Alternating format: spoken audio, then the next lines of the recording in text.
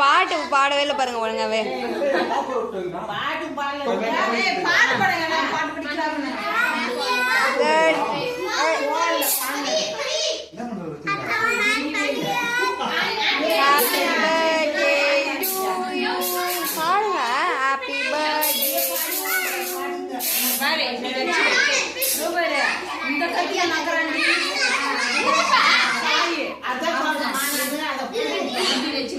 நீ பண்ணிடு ராஜேஷ்.